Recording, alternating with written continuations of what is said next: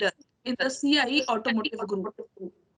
He has 10 years of functional agnostic experience in dynamic business scenario with 3 years in a leadership role. Sir has worked with Ashok Leyland, Mahindra CIE Automotive, and currently is founder and director of USPI. Topic for today's session is strategic planning and tools. Now, I request Sir to take the session further. Yeah, good afternoon, everyone, and thank you, Diksha, for a very brief intro and really keeping it brief. Otherwise, sometimes it gets very embarrassing when people talk too many things about you at length, and then you start wondering whether you deserve everything that they are talking about you or not. So, thank you very much for keeping it simple that way. So yes, guys. So I pleasure talking to all of you, and I hope I'll also be able to touch base with you on campus soon, hopefully. So today's session, I would like to broadly focus on strategy and strategic planning as a process at a very high level. And what are some of the important tools? And most of these tools you guys already know of. You would have studied it, but I'm just trying to give it a slightly different spin and talk not just about the tool, but also some dimensions of that particular tool in terms of where and how you can apply it. And most importantly, what are some of the pitfalls or what are some of the drawbacks of a particular tool? And therefore, when you are applying that tool, what should you be conscious of, right?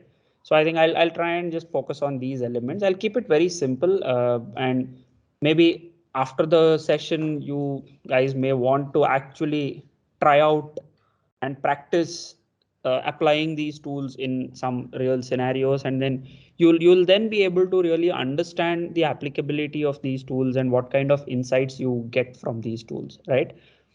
So anyway, I'll get into that in detail as we talk about each and every tool. So let me quickly begin with this. I'll just share my screen.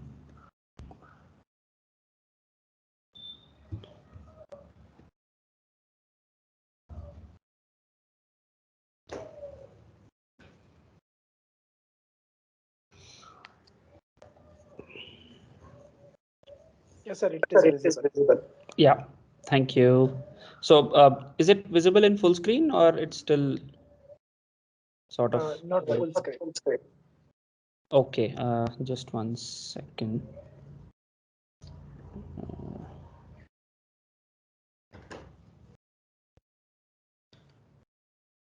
Yes, sir.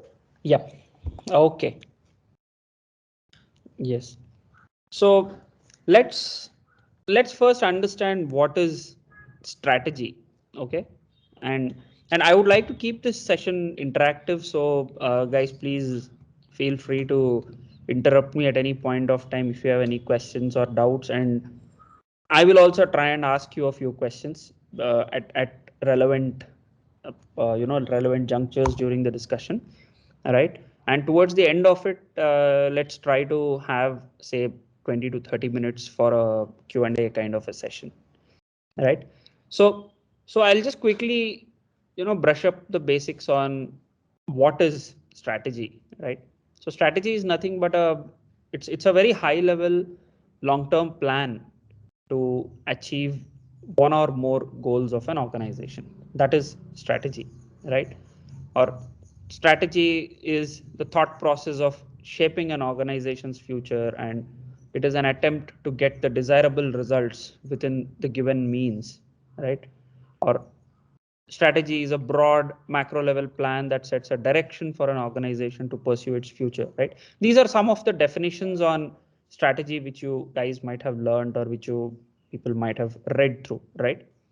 But is that really what strategy means, or is it something related but something slightly different and something more focused?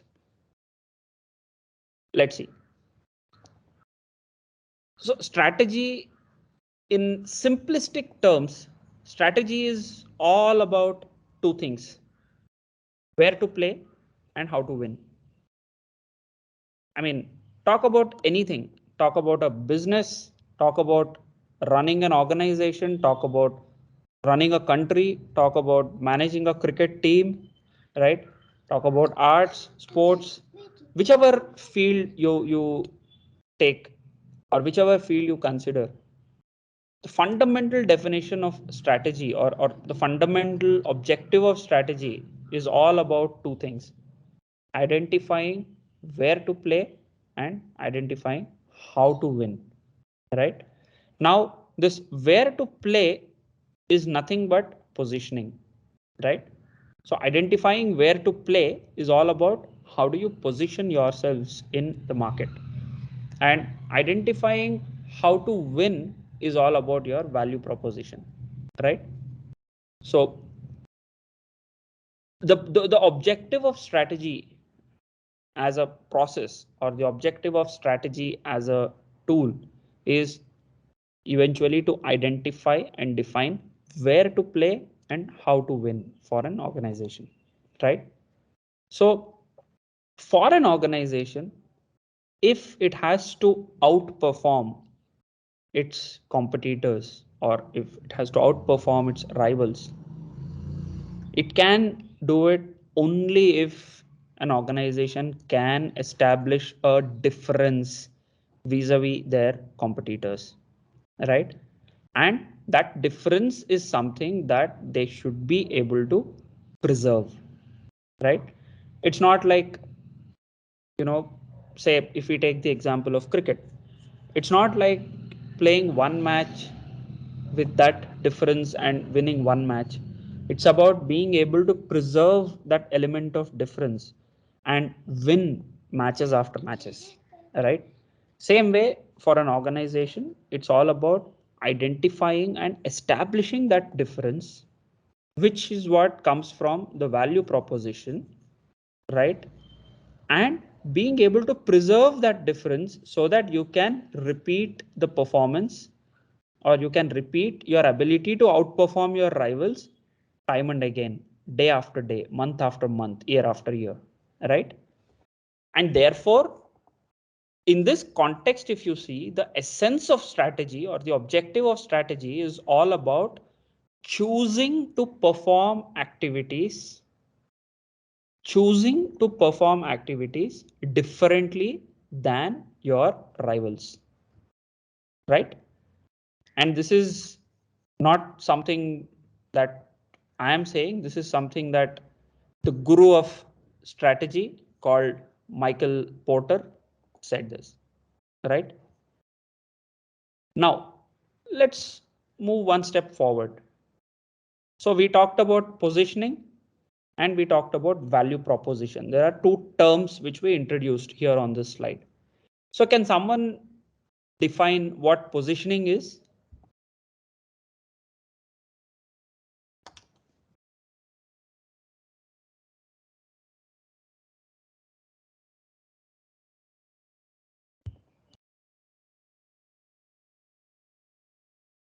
Yeah, can someone define what positioning is?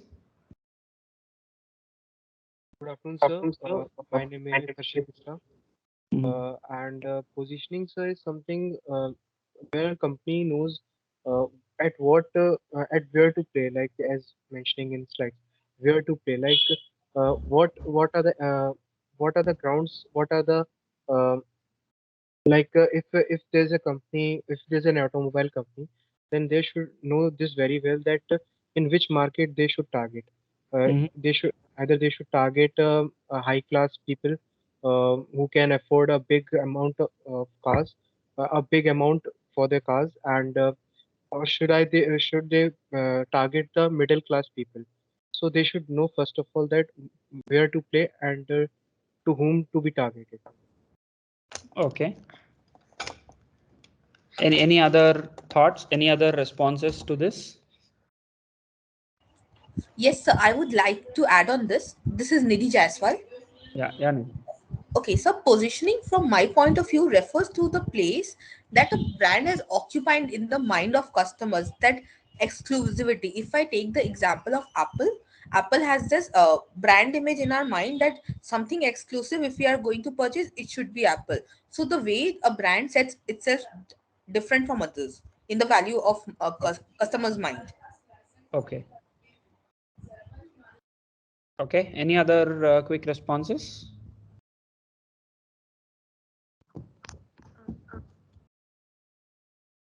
Good afternoon, sir. Can you Yeah. Sir, this is Aparna this side. Sir, positioning can also be defined as how you want to perceive you. Example, if you are launching a new product like women footwears, so do you want consumer to think that the comfortable shoes or style statement that in that way? Mm-hmm. Okay. Sir, may I also Yeah, give? please. So, I think positioning is when you are filling a void for someone, and I think positioning and value proposition, to me, they are similar because you are highlighting all the unique things about the product that you are offering, and it is filling some sort of void for some segment. Mm-hmm. Okay. Fine. Let's look at what positioning actually means, right? So positioning, like most of you said, positioning is all about the space that you occupy in the market or eventually in the minds of the consumer, right? So now there are multiple ways or there are multiple dimensions on which you can look at positioning yourselves. I mean, positioning your organization or positioning the product or positioning the brand, right? So one could be variety based, right?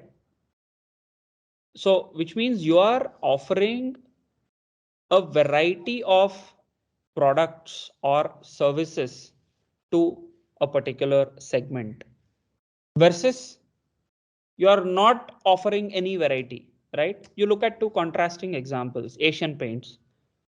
So Asian Paints, their positioning is we offer you any color as per your color palette, right?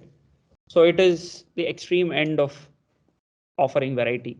On the other hand, if you see Ford Model T, so I can offer you a car of any color as long as it is black, right? This was the famous statement made by Henry Ford.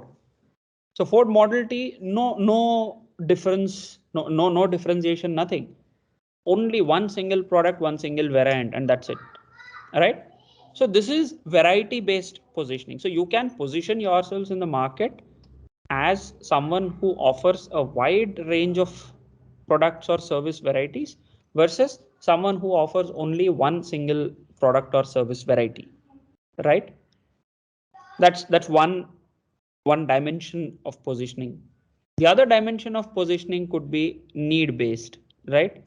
So here you are trying to target the specific needs of a customer or a group of customers or the entire market, right?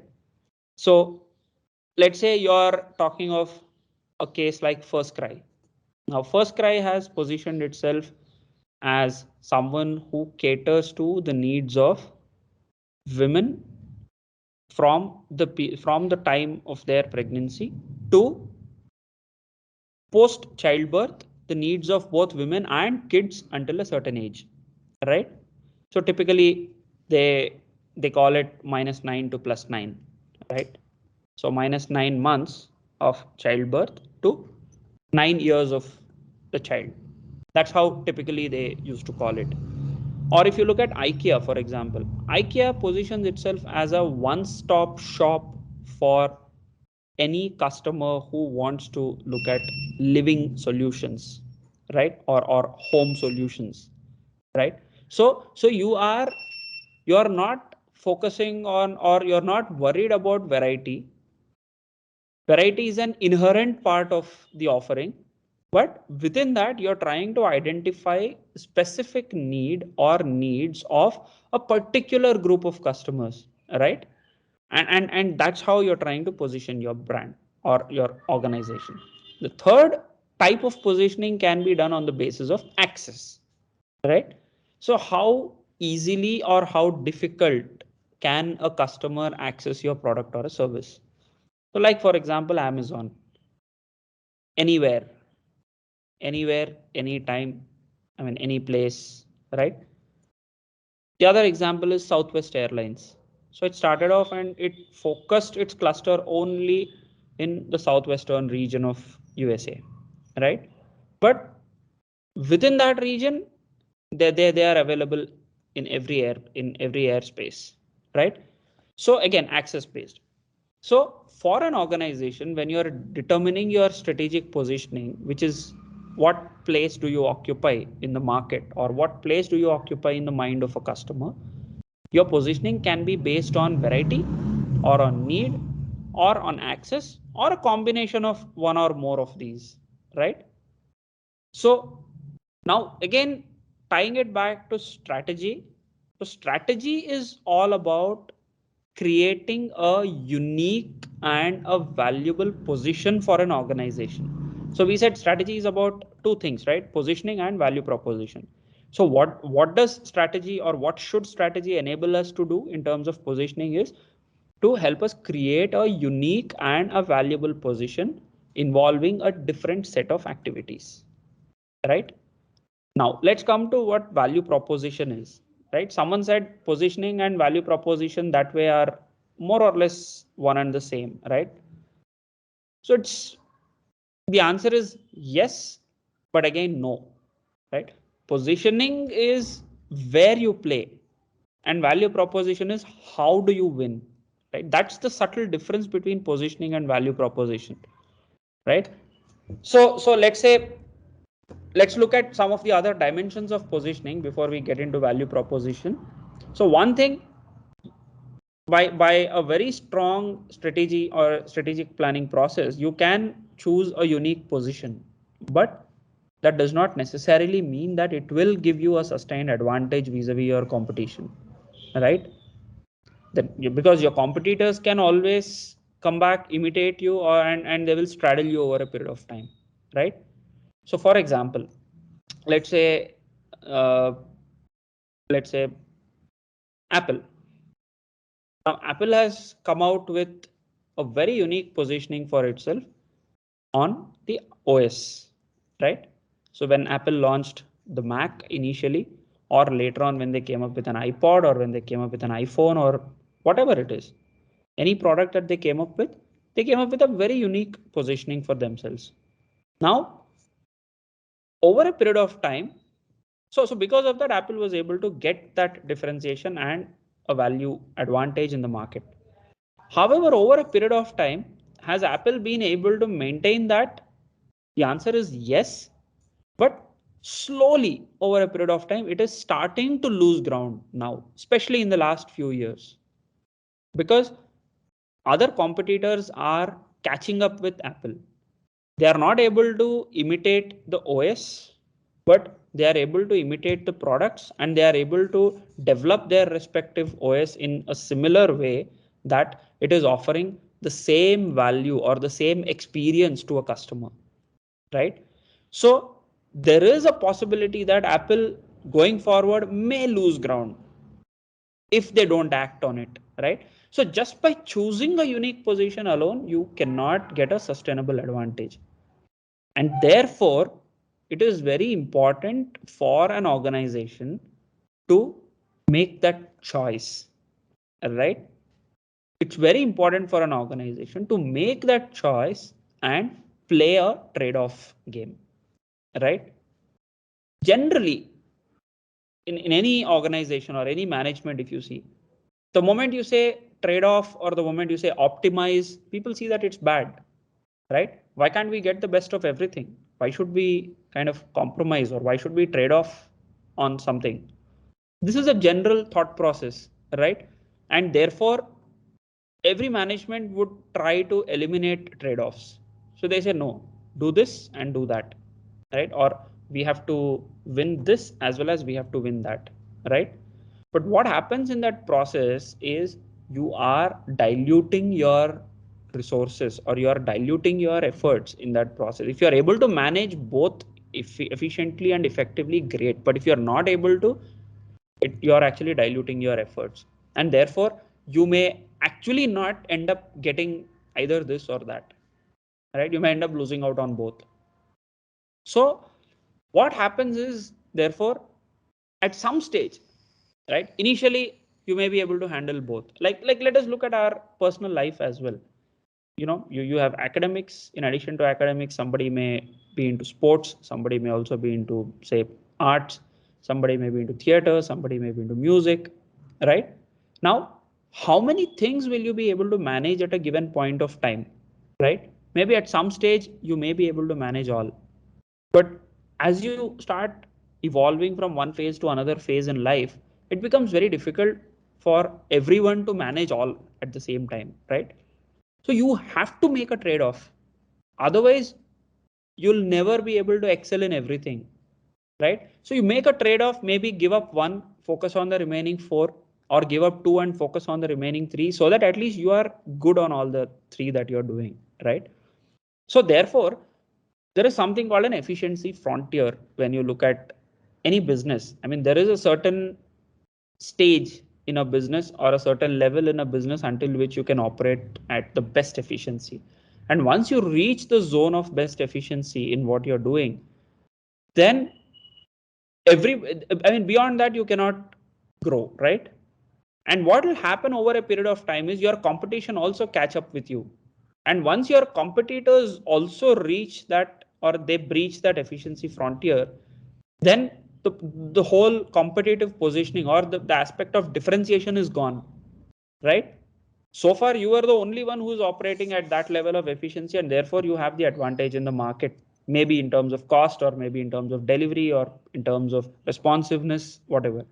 But once your competitors also reach that level of efficiency, that differentiation is gone. So your competitor will also be able to offer you exactly, offer to the market exactly the same thing that you're offering, and therefore the competitive advantage that you have been carrying so far will be lost. So you cannot sustain it. And therefore, it becomes very important for you. At least at that stage, you will be forced to make a trade-off, right? So therefore, it is very important for an organization to keep reviewing what they are doing on an ongoing basis and keep making those trade-offs. And strategy is therefore, the ability of the organization to make those trade-offs in competing with others in the market, right? And therefore, while we say strategy should help you determine your positioning in the market, in that process, strategy also is all about choosing what not to do in the market, right? So this is very important. Normally you think of, see, it's like looking at a glass half full or looking at a glass half empty, right? So generally the general perception is strategy. Why do you do strategy? It's like to help me figure out what I want to do, right? But more importantly, strategy is also largely about choosing what not to do and knowing why you do not want to do what you are wanting not to do, right? So that's the essence of positioning as a part of strategy, right? And now when we come to value proposition, how is value proposition different from positioning? Positioning is about where to play, right? Or what do you want to do? And value proposition is all about how do you want to play, right? And therefore, how do you want to win? Now, value proposition, while before understanding value proposition, let us look at something called fit, right? Now, what is fit? Fit defines or fit denotes how well different activities in an organization are related to each other and how well do they reinforce each other, right? Now, why fit becomes very important and why fit becomes relevant when we talk about competitive advantage and therefore value proposition is something that you have to understand. Now, what does fit do? A fit prevents others from imitating you, because stronger the fit, stronger is the relationship between different activities in the organization or in the value chain, right? And stronger is the ability of each activity to reinforce into the other activity, right? So stronger the fit, more difficult it is for competitors to imitate, because a competitor, see, if your fit is very loose, right, then it's very easy for a competitor to imitate your product and offer what you are offering to the market, right? But if your fit is very strong, which means you have a good product and that product is backed by a very robust design, right, and your product is supported by a very strong after sales service, right, and there are very strong warranty terms for the product, there's a very good periodic maintenance and upgrades on the product that you're offering, which means there are different activities of the organization which are all interrelated to each other, and you have created the ecosystem in such a way that all of these activities strongly reinforce into each other, right? And they create the value proposition to the customer, right? So when a customer is buying your product, he is not just buying your product, he is buying your product along with the reliability of the development, the reliability of your after sales service, the reliability of the periodic maintenance and upgrades that you offer to him, right? The longevity of the product, right? So there are different aspects of the product which you have brought together, which you have entwined them together very strongly and have created a very strong fit. So now for a competitor to imitate your product, it's not enough if he just imitates your product, right? So stronger the fit, stronger or the more difficult it is for competitors to imitate you. Because now what happens, for a competitor to beat you, they have to beat you on all these aspects. So unless and until they imitate you on all these aspects, they will not be able to beat you in the market, right? So the whole, so what does fit enable you to do? A fit enables you to create a very strong value chain, right? It doesn't leave things out to just getting a good product or having a good process or having a good after sales, but it helps you create a very strong value chain, right? And it will make sure that the whole value chain is organized in such a way that the strength lies on the strongest link in the value chain, right? Now, there are three different types of fits. The first order fit is a simple relationship between all the activities and the overall strategy of the organization. A second order fit is where the activities are not just related to each other, but they also reinforce each other and ensure a much stronger alignment with the strategy. And then a third order fit is something where these activities are reinforcing each other and are also optimizing each other, and therefore optimizing the overall effort that is required by the organization, right? For example, let's say uh, you are in the business of a consumer durables goods, right? Say a refrigerator or a television or a washing machines or air conditioners and any of the consumer durable products.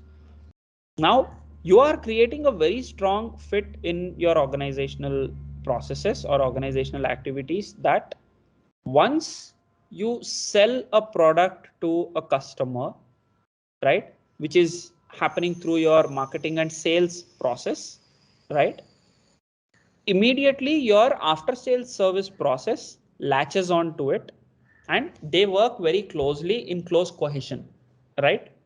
So what are you doing here? You are getting the best value. So your after sales service process is reinforcing your sales process and it is offering you the kind of value that you expect. Because the better you are able to engage with your customer through your after sales service process, the better revenue opportunity you have from the customers, right? But at the same time, it's also very important for, so this is a classic example of a second order fit, right? But now how do you take this relationship, or how do you take this strength of yours even further? That's where the third order fit comes into play.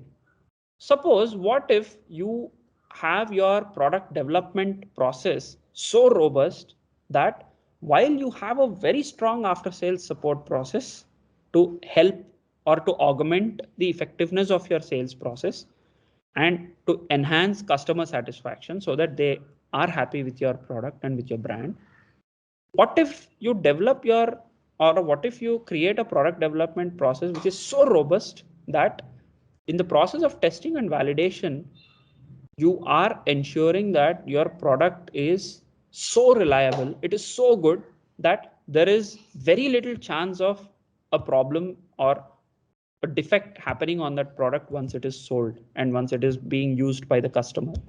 What if you do that? Now, what are you doing here? You are optimizing the effort of the overall organization, right? So the moment you're doing this, you are minimizing the effort of your after sales service team, right? So that the customer does not have any defect, and therefore your after sales service team need not be engaged with the customer on an ongoing basis, right? So most of the consumer durable firms follow this process, right? So have a strong product, have a strong after sales service process, but have your product development so robust and so strong that the product does not even have a defect, and therefore there is generally no need for after sales service, right? So that is third order fit. So higher the order of fit you are creating in the organization, more difficult it is for your competitors to imitate you or straddle you over a long term. And therefore, that is what gives the organization a sustained competitive advantage, right? So value proposition of an organization is all about creating that competitive advantage and being able to sustain that competitive advantage. And this is how you can win again and again in the market vis-a-vis your competitors, right? So strategy is all about defining your positioning, which is where to play, and your value proposition, which is how to win, right? Now, some pitfalls or some aspects that you should be conscious of whenever you are working on strategy. Purpose and constraints are often confused, right? So purpose is about why an organization exists, and constraints are all about what an organization must do in order to survive, right? So purpose and constraints are always confused, and therefore when the strategy teams sit and try to develop the strategy, they tend to get lost in the constraints, and therefore they try and create a strategy which talks about what the organization must do in order to survive, right? They don't really look at why the organization exists and therefore what must it do. Survival becomes the critical need of the organization. So that is one pitfall which you have to avoid when you are creating a strategy, right? The second important point is your strategy, strategic objectives, the goals, and the execution plans. All of them are so closely intertwined. So you don't exactly, or you're not exactly able to figure out what do you call strategy. So therefore, where do you begin and where do you put a stop and say that, okay, the moment I start from here and I do this, my strategy is in place, right? So what happens is in a typical strategy discussion, one tends to get lost in talking about objectives, talking about vision, talking about missions, talking about execution plans, talking about organizational performance, and then mixing up everything. And finally, you end up not being able to define the strategy, right? So I think that's another pitfall that you'll have to avoid. When you say strategy, strategy is all about positioning and value proposition. All the other all the other pieces become inputs to figuring out your strategy, right? Your past performance, is an input to help you figure out whether your strategy is working or not, right? And the goals that you are setting is again another point of reference or another input for you to determine whether your strategy and the goals are aligned or not, right? But goals are not strategy, right? Objectives are not strategy. Strategy is different. So this is another pitfall that you'll have to avoid, right?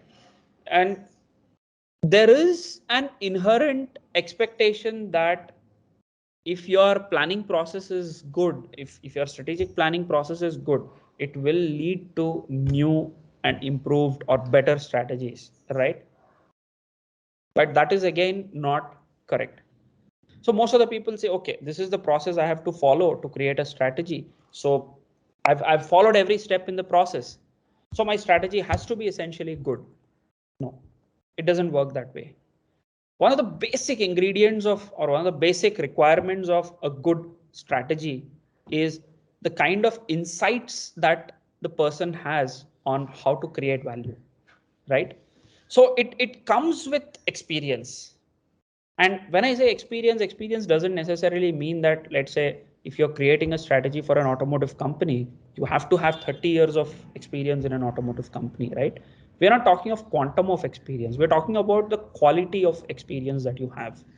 So the insights into value creation is something that you gain from experience, you gain from observations, you gain from analysis, right?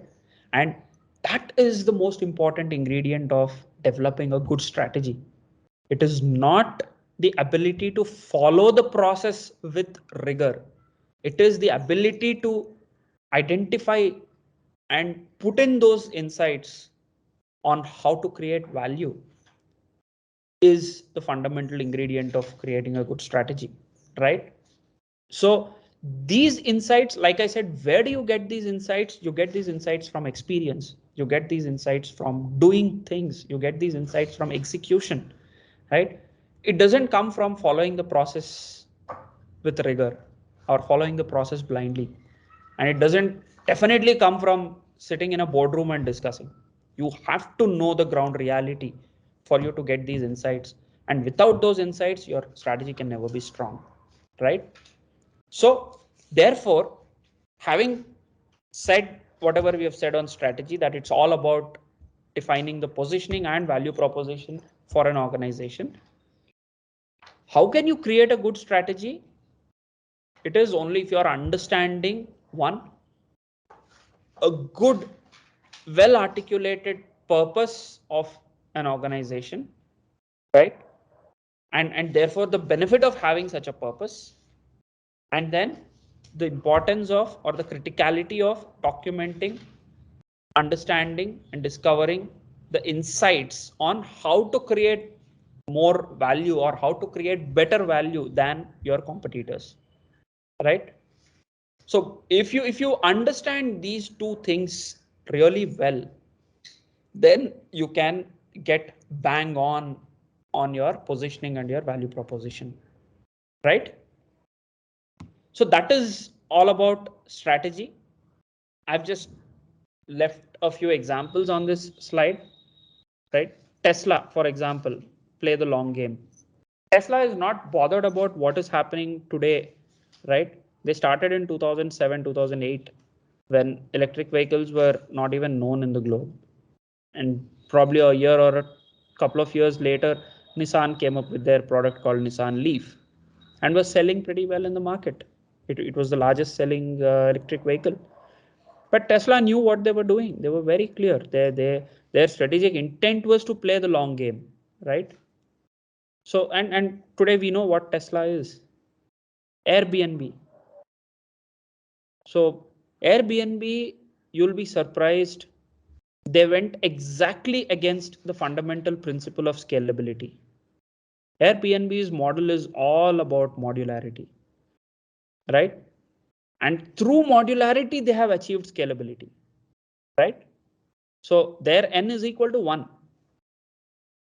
You look at Airbnb, their n is equal to 1.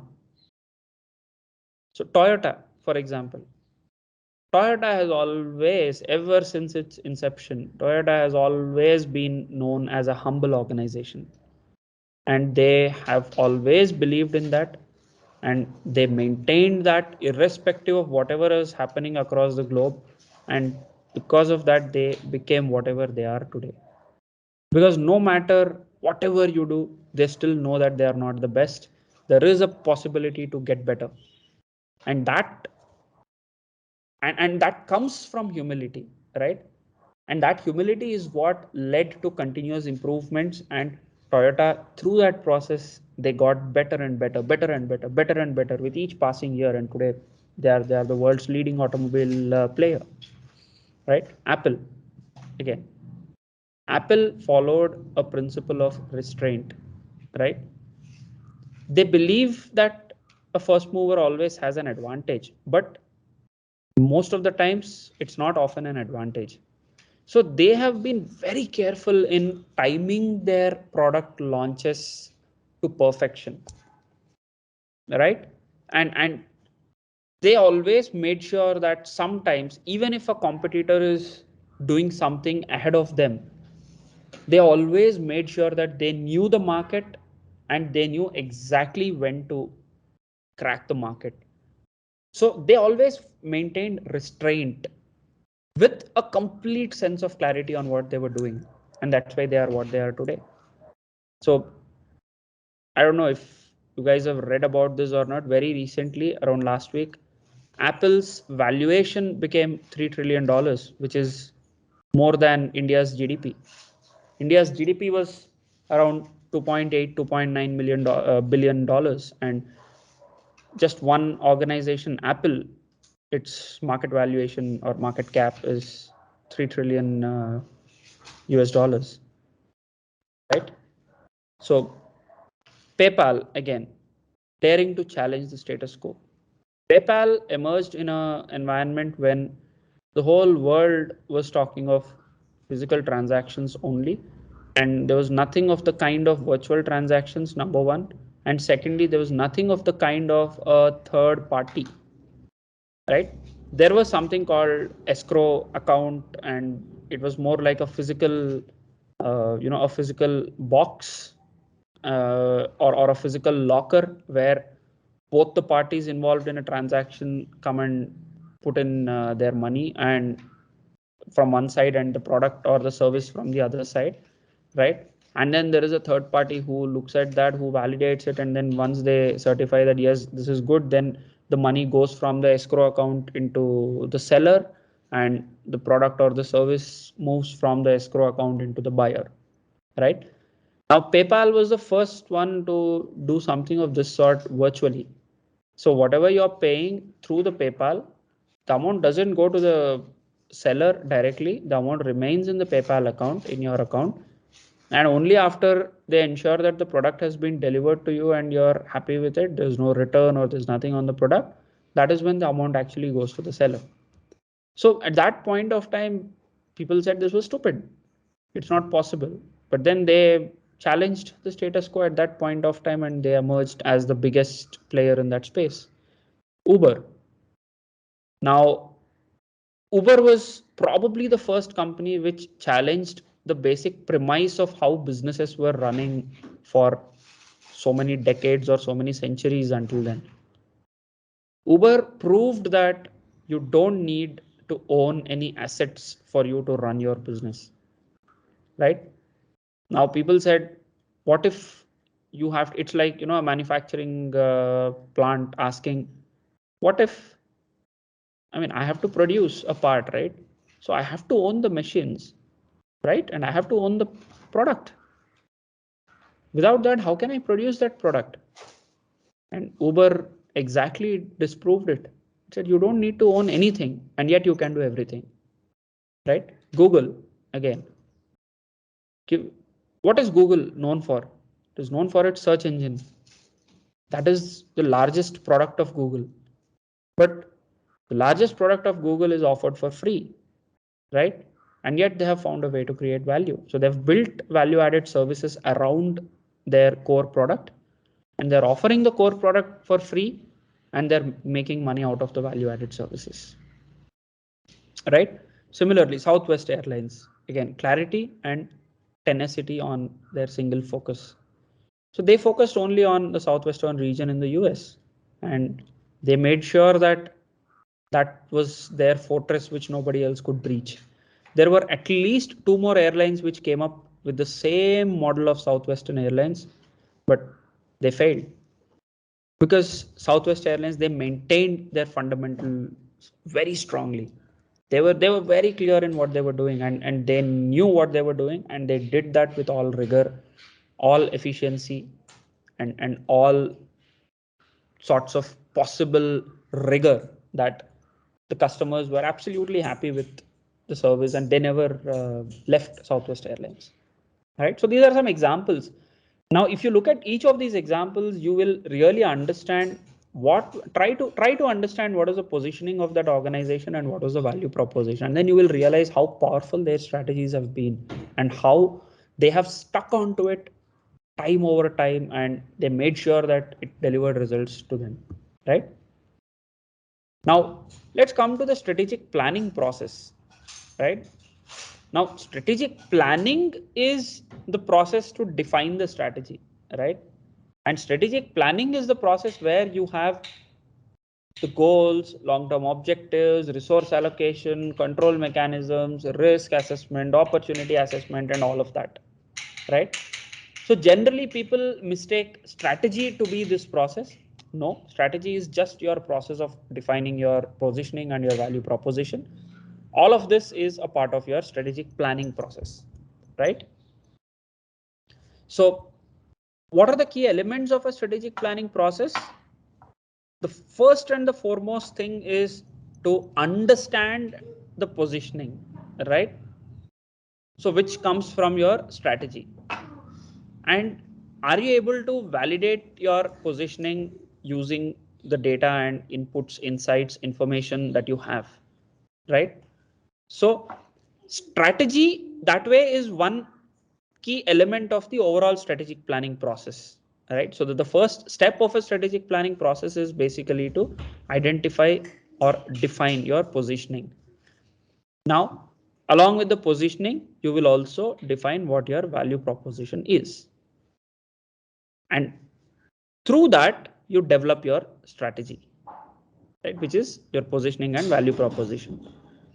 Now, having done that, having defined your strategy, you create a strategic plan, right?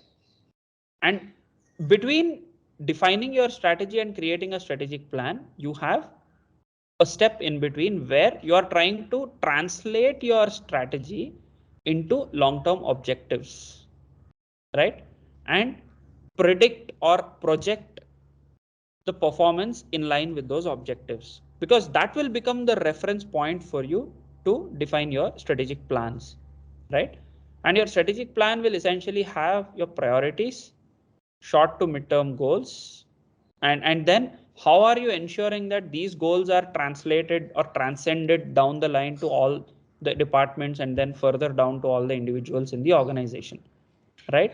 So that is what a strategic plan is all about. And then towards the end of the strategic plan, you are defining the set of actions, and in order to implement them, what are the kind of budgets or spends that you need is what you will define. And then the last part of the strategic planning process is performance management. So how are you communicating the strategic plans and objectives to the rest of the organization? How are you managing this through the daily work? How are you reviewing the progress of the work happening? And how are you measuring the performance, which is through a review and an appraisal process, right? So these are all these four different stages put together constitute your strategic planning process. And the end outcome of a strategic planning process is to achieve the results as per your plans. That is the outcome of your strategic planning process, right? So in short, strategy is Uday sir, yeah. sorry to disturb you. I Yeah, have one question over here as you have yes, cleared the strategic planning. right. So even today in this digital era, all these things are manually done or these are automatically done? Means strategy once you have planned or once the data is fed, the automatically performance result will come down. So I just want to know. See that. So my next slide actually answers your question, Okay, right? sir, please continue. Yes. Strategy or strategy is one element of your overall strategic planning process, right? And your strategic planning is just a process, right? Strategic planning is just a process to help you understand what you want to do, why you want to do, and how do you want to do it, right? And then go about doing it and monitor whether you are doing it right. Now, the most critical part of this whole process is doing it.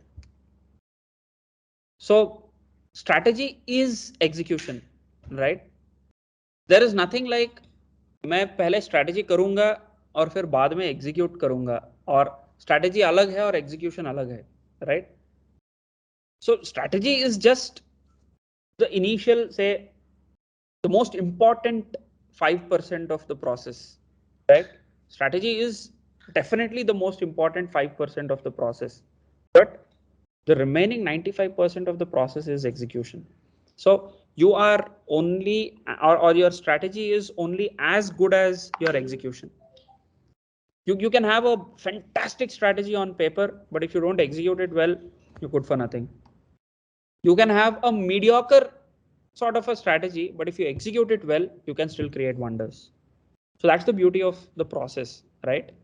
So to come back to your, so there were two parts of your question. So one part of your question, which is this done physically or is this done digitally, etc.? It doesn't really matter.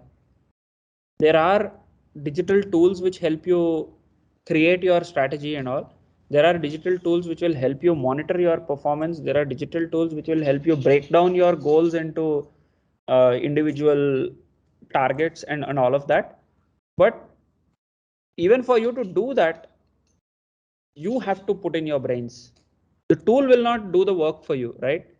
The tool will not tell you what to do, or the tool will not tell you that this should be your positioning, or the tool will not tell you this should be your value proposition, right? The tools are only like implements. It's just like having a pistol in your hand, right? The pistol will not shoot on your behalf, right? You have to shoot it. It will enable you to shoot. Yes, if you have a talwar, it will enable you to cut, or it will enable you to chop off someone. The talwar cannot go and chop off someone on its own, right?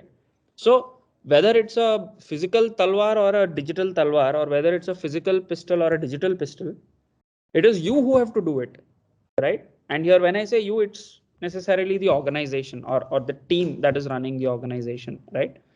So it is you who has to do it. These are all physical, digital, phygital. These are all tools. These are all different forms or different manifestations of the tools, right? And we'll also look at some of the tools, and we will try and understand how to apply those tools in the context of strategy. Nama, please do. Don't disturb. Please do. Right? So sorry. So it is you who's important, and therefore the collective experience of the team to put their brains together and assimilate the knowledge, assimilate the data, assimilate the analysis, and draw insights from that and apply those insights in developing the business strategy is what is really crucial for the 5%. And then the collective abilities of the team to execute the plans exactly the way you wanted them to be executed, and make sure that the results are delivered the way you expected them to be delivered, is key to the remaining 95% of it, right? And therefore strategy is execution. Having a great strategy doesn't guarantee you any success. Only if you are able to execute the strategy in the exactly the same way as you conceived it, that is what will only guarantee you the results. I hope I've been able to answer your question. Yes, sir. Yes, yes, sir. Yeah. Right. So let's look at some tools which will help us in this strategic planning or strategy formulation process, right? Most of them you are already aware of. I'll just try and quickly run through the tools and largely focus on the pitfalls of each of the tools, and therefore what are those things that you should be conscious of when you are applying that particular tool, right? So generally, if you see, the tools used in this process can be classified into, say, 3 different categories depending on their applicability. So there is one set of tools which are used in strategy formulation, which is tools like your SWOT, PESTLE, 5 forces, value chain analysis, ANSOF, BCG and all.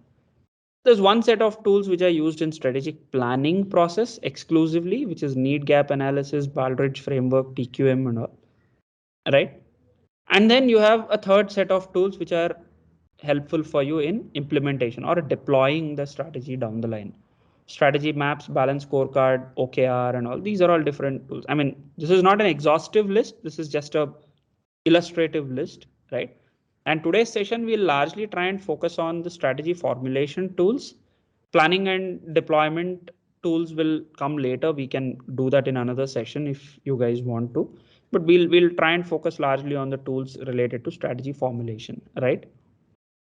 Now, let's look at the first tool, which is SWOT analysis, which is probably the simplest of the tools, right? Can somebody tell me how do you apply, or what is SWOT analysis and how do you apply SWOT analysis?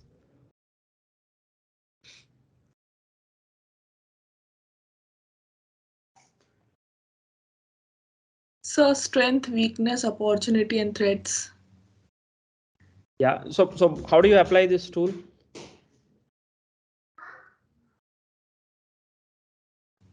So basically, strengths are something which, if you practice something regularly, it develops in a person. Like if I'm good with communication skills, I'm good with people, I'm good with people skills. So it automatically, not automatically, it develops by regular practice. You gain your strength by practicing something. And so weaknesses are like, there are some sort of things which you cannot avoid it. Every person have good and bad things in them, so there are weaknesses also. And opportunities are which we gain from the surrounding, or from the education background, like the opportunity of doing PGDM course, like, or doing different courses basically. Or there are many kind of opportunity too. Threats are like, sir, the pandemic is one of the biggest threat to our surroundings.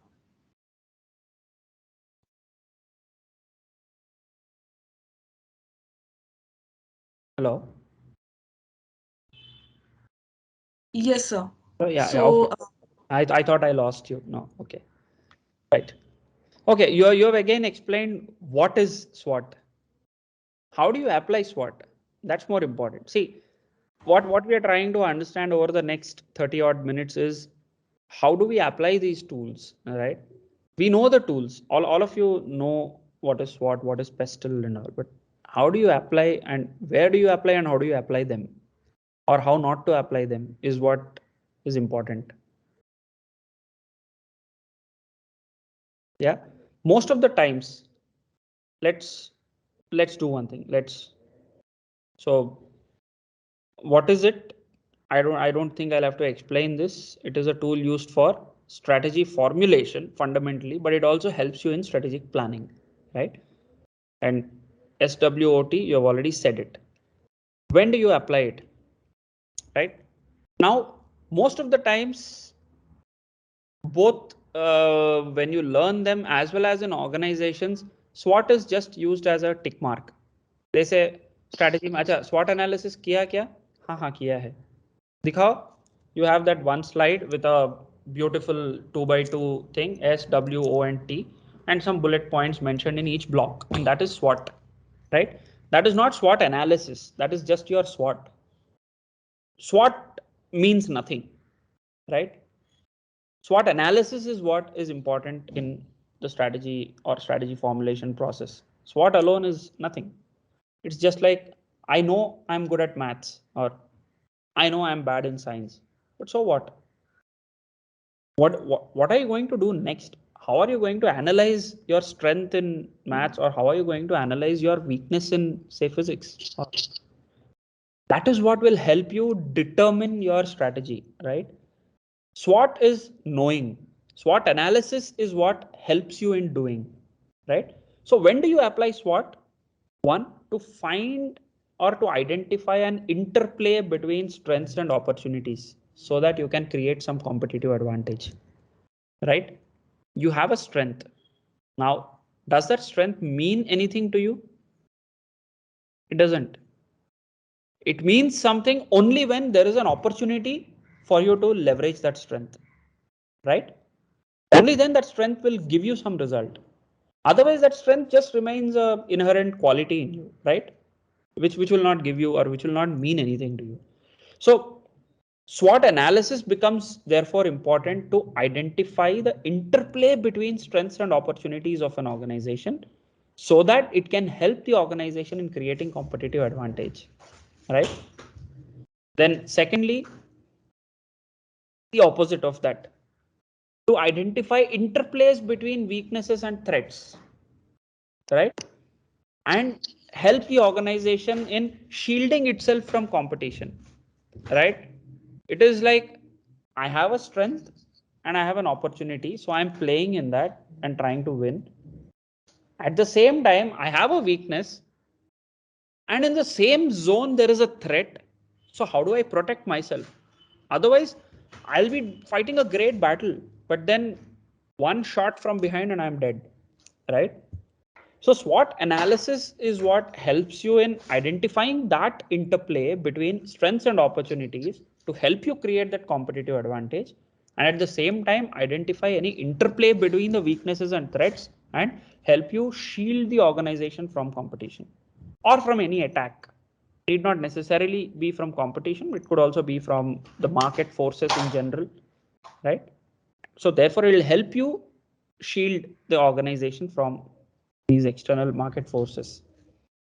Then, having understood this interplay and knowing how do you shield your organization, or knowing how do you create that competitive advantage, it will also help you decide on a direction which could be the most effective, right? That is what SWOT analysis will help you do, right? And in this process of deciding on the most effective direction that you should move forward in, it will also help you unleash or unearth new possibilities, and also it will help you identify some new limitations that you may come across for you to move in that direction, or for you to change to move in that direction, right? And lastly, it will help you identify the barriers or the constraints that will prevent you in achieving your goals and objectives. And therefore, with the cognizance of these barriers or constraints, it will help you revise your plans to ensure that all your processes, resources, and all are aligned to meet your objectives, right? This is what your SWOT analysis should actually help you doing in the process of strategy and strategic planning, right? So typically what you see when somebody talks about SWOT analysis is this one block. So strengths, weaknesses, opportunities, and threats, and some bullet points under strength, weakness, opportunities, and threats, right? This is alone not sufficient. What you have to actually do is, based on your SWOT, you have to do your SWOT analysis and identify those actions. Now, the other thing where mostly people end up getting confused is in identifying what is a strength and what is an opportunity, or in identifying what is a weakness and what is a threat. How do you differentiate between the two, right? So look at it from this perspective. What is the source of it, or what is the origin of it? Is it external or is it internal, right? And then what is the kind of impact it has on the business? Is it a helpful or a positive impact, or is it a negative impact, right? So if something is internal to the organization and giving a positive impact on the business, it's a strength. And something internal to the organization which is giving a negative impact to the business, it is a weakness. Anything that is external to the organization and giving a positive impact is an opportunity, and anything that is external to the organization and giving a negative impact is a threat, right? So in short, so positive impact versus negative impact, it's very easy to differentiate. But differentiating between strength and an opportunity, or a weakness and a threat, follow this simple rule. Is that internal to the organization or is that external to the organization? If it is internal, it's a strength. If it is external, it's an opportunity. Similarly, if it's internal, it could be a weakness. And if it's external, it could be a threat. That is the first thing you have to be conscious of while identifying or while mapping your strengths, weaknesses, opportunities, and threats. And then secondly, having mapped it, how do you analyze and how do you utilize it in the process of strategic planning is this. What are the actions you take to preserve your strengths and eliminate your weaknesses? And what are the actions you can take to leverage your opportunities and mitigate the threats is what becomes very crucial. And at the same time, in this process, how do you minimize your weaknesses? And if possible, convert those weaknesses into strengths. And similarly, how do you minimize the risk of a threat? And if possible, convert a threat into an opportunity. This is essentially what your first level action plans from SWOT analysis, or your first level SWOT analysis, should throw up, right? And then having done this, at the next level, the organization has to help you identify, the SWOT analysis has to help you identify that interplay between strengths and your opportunities, and through that deliver competitive advantage, right? This is the essence of SWOT analysis.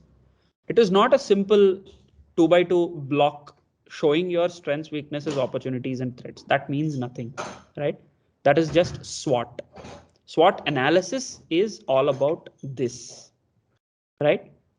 Identifying your weaknesses and identifying action plans to convert your weaknesses into strengths, identifying the threats and defining action plans or mitigation plans to minimize the impact of threats and, if possible, convert them into opportunities, and then identify actions to leverage your strengths and using them encash the opportunities to deliver competitive advantage. This is the essence of SWOT analysis. Clear?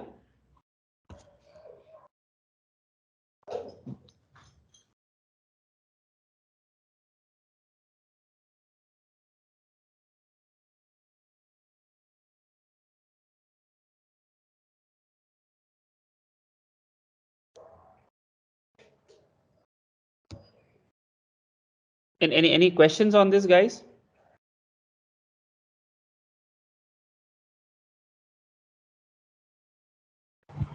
No, sir.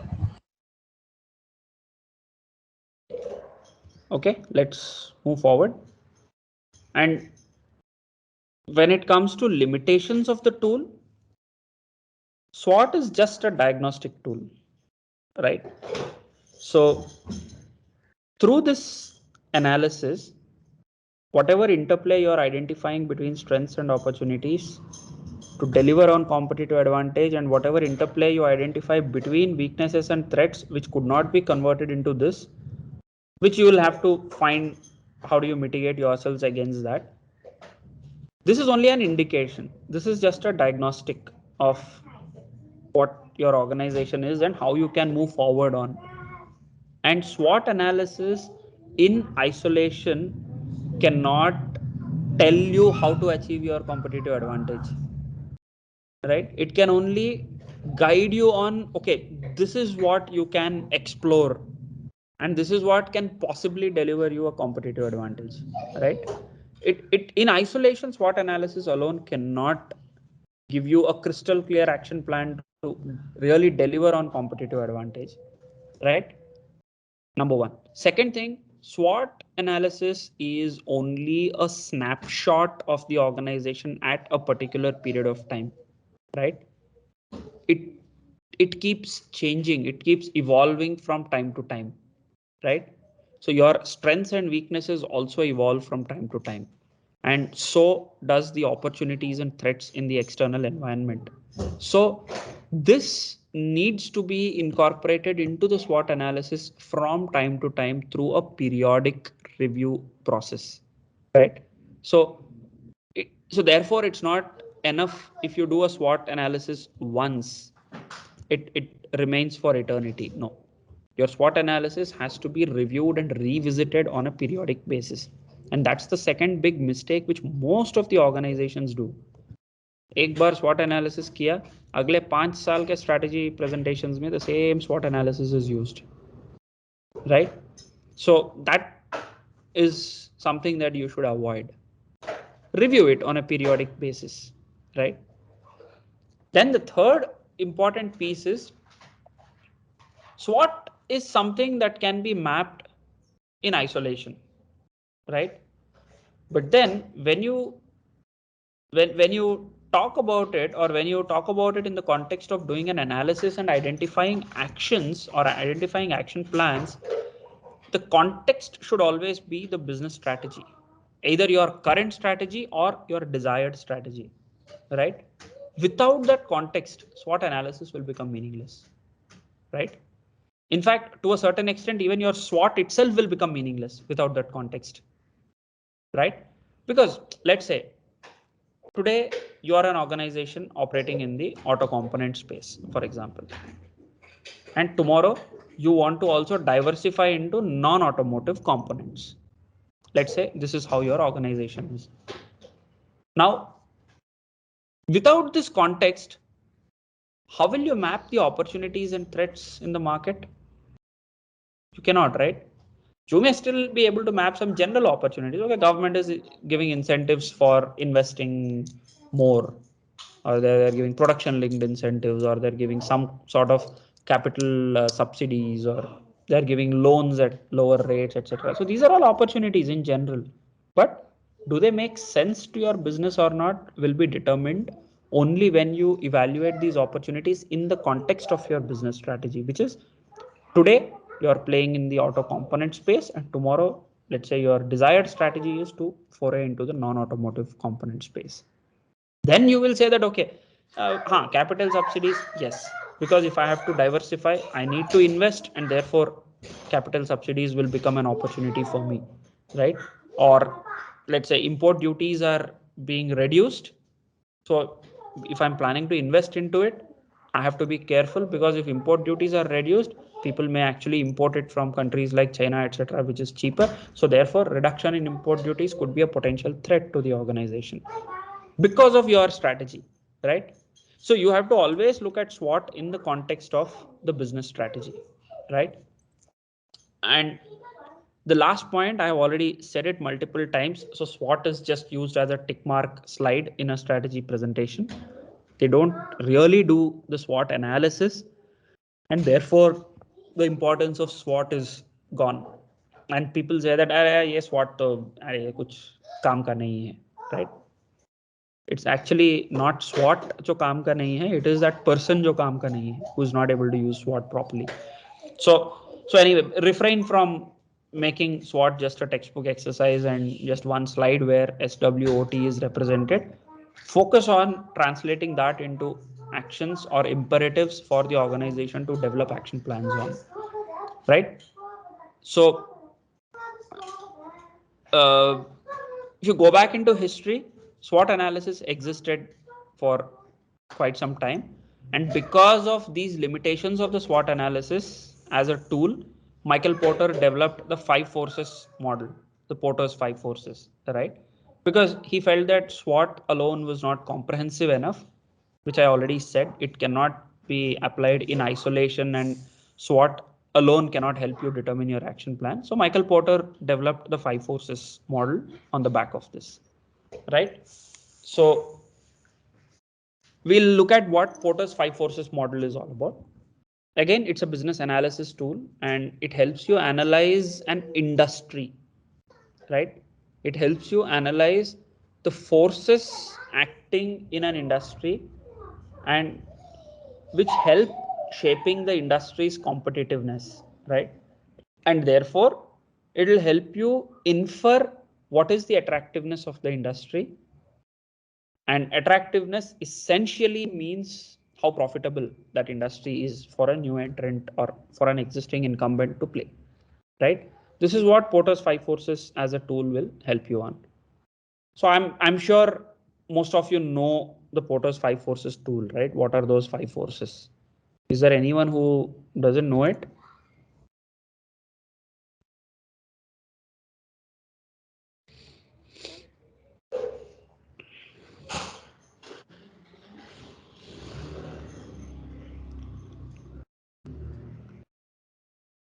Yeah. Is there anyone who's not aware of it? No, sir.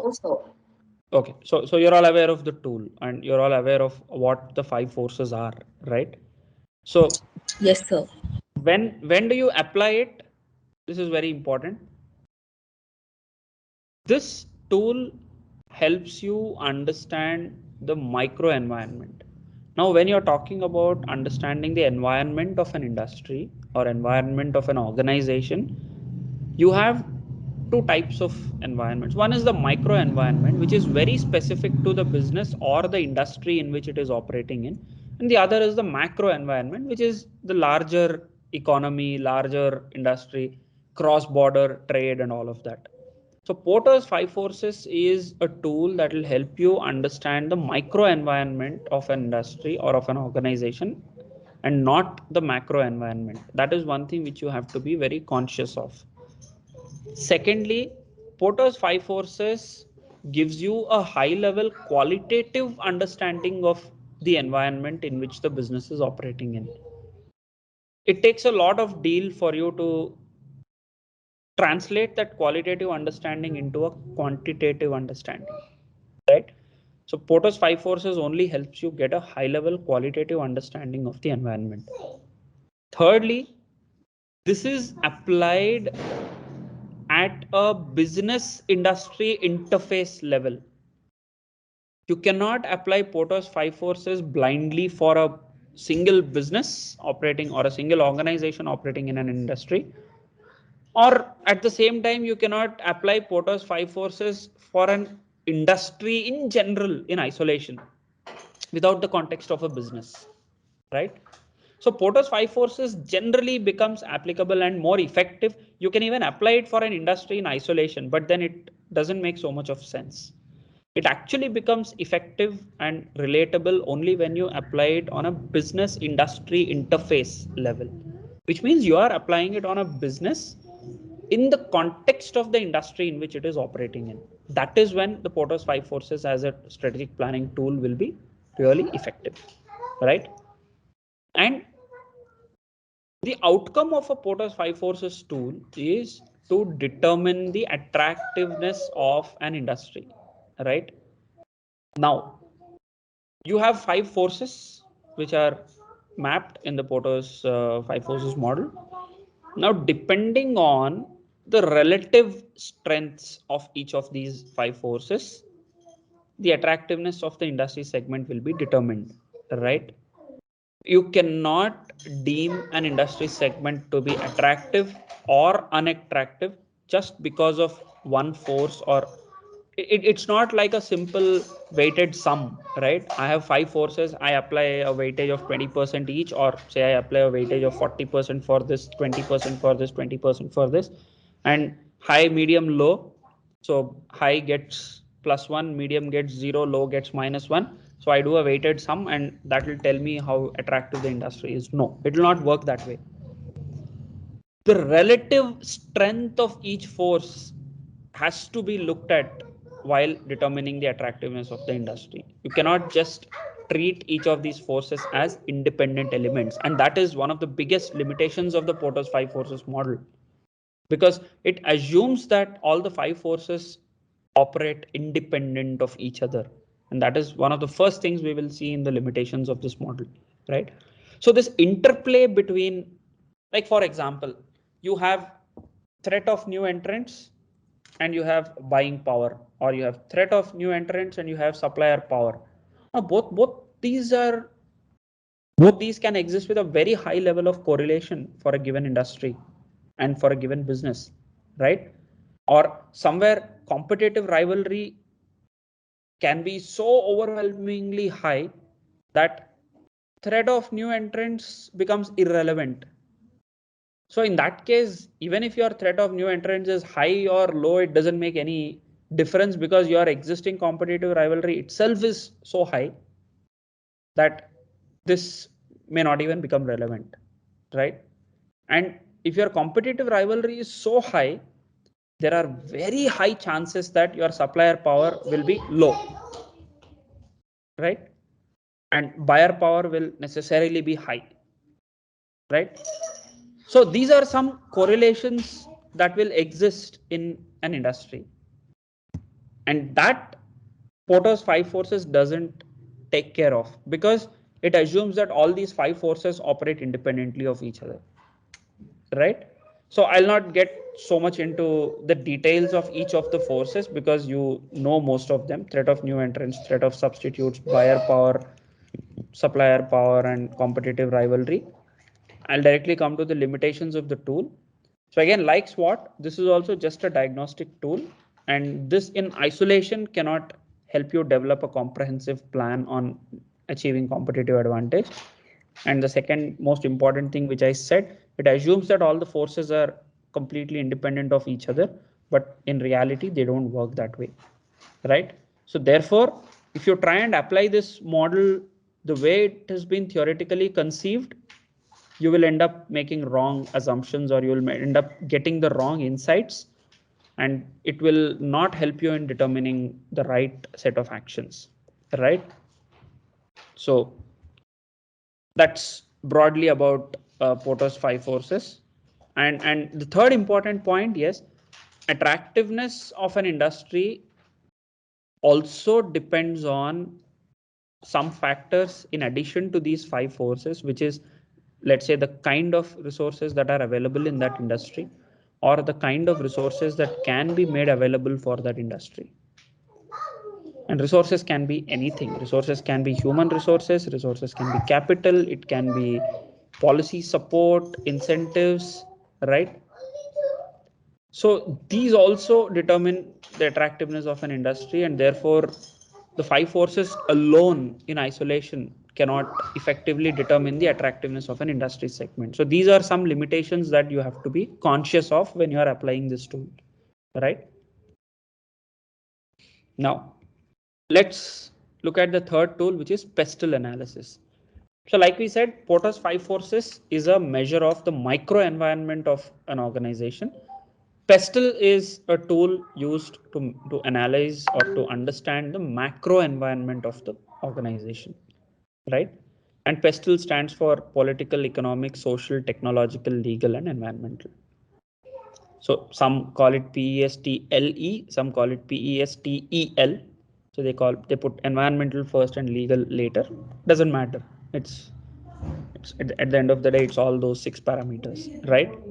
So this is Pestle, and I hope you guys know this tool also pretty well, right? So when do you apply it? This will help you understand a bird's eye view of the macro environment, and you can apply this tool when you want to have a qualitative or even a quantitative understanding of the environment, the macro environment in which the business is operating in, right? Because pestle will also give you a quantitative understanding of the macro environment, because most of the macro level indicators are all known in the public domain, right? So you very clearly know, I mean, if you are saying that there is a strong GDP growth forecast for the country, which as an economic factor, you know what is the GDP percentage forecast, right? Or you are saying the legal environment in the country is very good, so it helps you protect your intellectual property really well. So then you always know how many IP issues or IP infringement issues have been sorted out by the courts. So typically it gives you a qualitative understanding, and for every piece of qualitative thing you can also quantify it at a high level, because most of the info is available in public domain, right? And pestle generally is applied at an industry level. You cannot apply, or pestle does not become relevant at a company level. It is generally applied at an industry level only. And then depending on the relative strength of each of these 6 forces, you tend to determine the attractiveness of that industry segment, right? And accordingly a business can choose, or a business can figure out which of these factors they want to hinge on to develop their action plans, right? So somebody may say, okay, the economic environment is so good in this country, so there's a double-digit GDP growth. So if the overall GDP is growing at double digits, I think this industry can also grow in double digits, and therefore I want to play in this industry, so maybe I should invest more into this space, right? So these are some high level directions that a business can think of. And then when they, based on the high level things, they say that, okay, this industry segment is attractive, so let me get into this segment. That is when you get into a detailed strategy exercise for that segment, or for foraying into that segment, right? So that's that's at a high level on when or where do you apply the pestle analysis, right? So I'll not get into the specific aspects of it in detail. Limitations. Again, pestle analysis gives you an understanding of the macro environment in isolation. This will not give you a comprehensive understanding of the macro environment. It will tell you, okay, politically this country is stable, economically they've got very good policies, socially, yes, you have very good manpower available, you have good resources, good talent, the social structure is very good, the industry ecosystem is well established. Technology, there's a lot of R&D happening in the country, technology is good, you have very good access to technology, the legal environment is very nice, environmentally friendly. This country focuses a lot on environmental practices and all that stuff. So all the factors are very positive. But then, does that mean, say, that particular industry segment in that country is really attractive? You can't determine that in isolation. It only gives you an indication that this industry segment as such can be attractive. So how do you exactly know whether it is attractive or not? Overlay your Porter's 5 forces on the top of pestle analysis. So now this industry segment is good.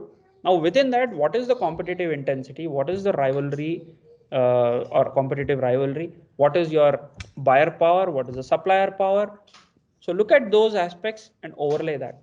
And on the top of it, you overlay what are your strengths and weaknesses as an organization, right? And your pestle and SWOT put together, sorry, pestle and Porter's 5 forces put together also give you a sense of your opportunities and threats. And therefore, my strengths and weaknesses in the context of this industry with these pestle factors and with this kind of a ecosystem of suppliers, customers, competitors and all, is this really attractive? And is it something where I can win, right? So I hope you're getting a sense of how to apply these tools in conjunction with each other, right? Yes, sir. We are understanding the basics of it as well. Thank you. Yes, sir. Yeah.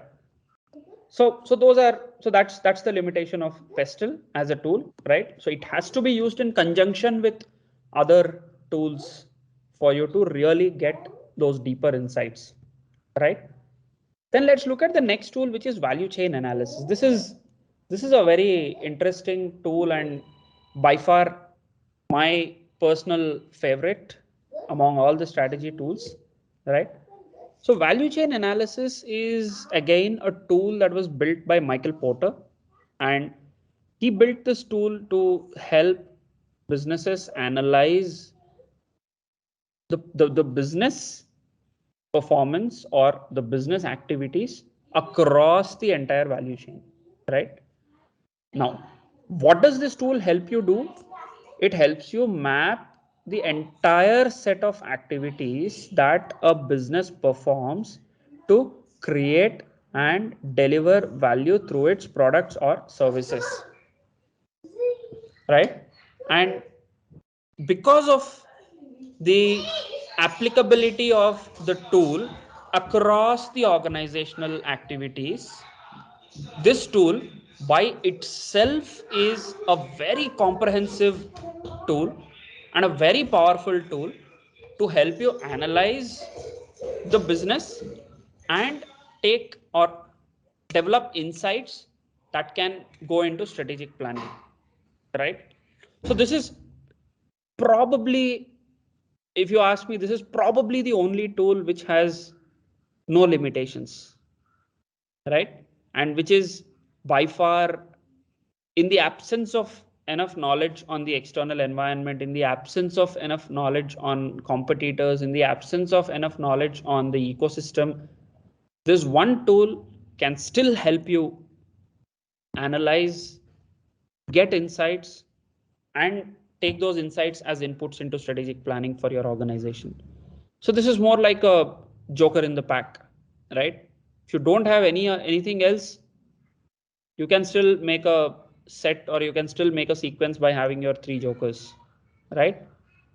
So value chain analysis therefore is that powerful a tool, and it is a near comprehensive tool for a business to understand its activities and get insights and utilize those insights into strategic planning. The only let's say the only limitation in this tool is this is more of an inside out perspective, and if you don't use any of the other tools, you will miss out on the outside in perspective into the business. That's the only limitation of this tool. But otherwise, this is probably the only tool that has got no limitations from an applicability perspective, at least from a comprehensiveness point of view, right? So when do you apply it? Clearly, to understand the end to end of the industry or the value chain in which an organization is operating in, right? And this definitely gives you qualitative insights, and in addition to qualitative insights, it can also help you get quantitative insights on the entire value chain of the organization. This can be applied at a business level. This can also be applied at an industry level, right? So you can look at the value chain for a business, or you can look at the value chain for an entire industry as well. And now value chain analysis is still a high level tool encompassing all the activities of an organization. Now, if you couple this with value stream mapping, which is more of an execution tool and which is more specific to a product or a service. So value chain analysis at an organizational level or an industry level and organizational level, plus value stream mapping at a product level or a service level, is like the best combo of inputs you can have to create your strategic plans, right? So this is briefly on value chain analysis. Now, the framework is very simple. So Michael Porter defined the activities of an organization into 2 categories. One is your primary activities, without which your product or service cannot be delivered to the end customer. And then there are support activities, without which you will not be able to enhance the value creation opportunity of your product or service, right? So primary activities are essential for you to deliver the product or service to your end customer, whereas support activities are essential for an organization to augment or to enhance the value creation opportunities from your product or service, right? So both your primary activities and your support activities operating in conjunction with each other help you deliver margins for the organization. This is in the simplest of the simplest terms to understand what the value chain analysis as a tool is all about, right? Now, How do you apply this tool? You will look at each of the activities of your organization and break it down into these groups, or put them together into these groups. And then for each of these activities, you will actually have to identify, let's say under inbound logistics, what are your key activities? And out of them, what are the key activities that drive value or that drive value creation, right? Now, inbound logistics, for example, you have say 4 or 5 activities happening. So first, the vehicle goes to your, supplier. All the required documentation is made, your delivery challans, invoice, your GST or transportation shipment documentation and all that stuff is made.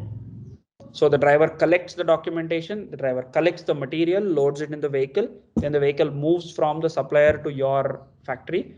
Then in your factory, there is a check that is done at the security gate. Then there is a check that is done in the stores. The documentation is verified, the material is unloaded. This is what happens in your inbound logistics process, right? Now, out of these, which are the activities that really add value? Which are the activities that really add value out of all these things, and which of the activities do not add any value? Can someone respond?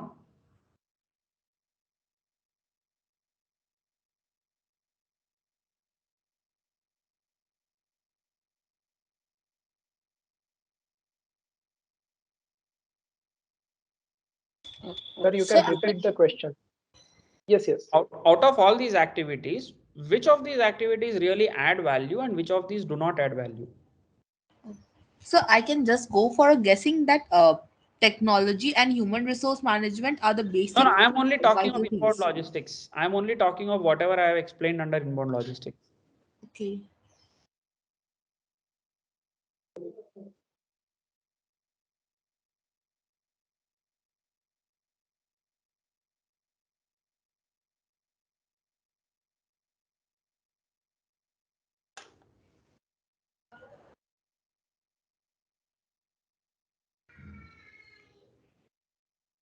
It's pretty simple, guys.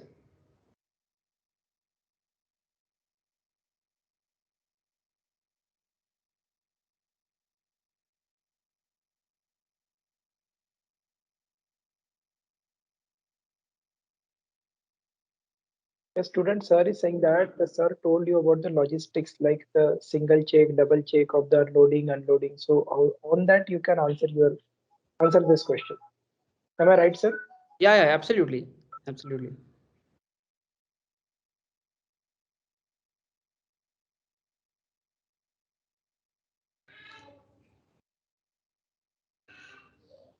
Okay, let me put it in a slightly different way. Okay, so how do you determine whether an activity adds value to a product or a service or not?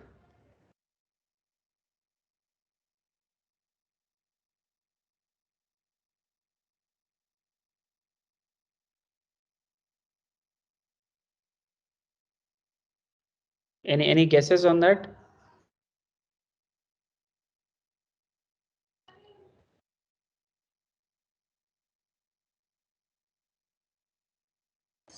So by the price of the product? Indirectly, but not really, but you're right.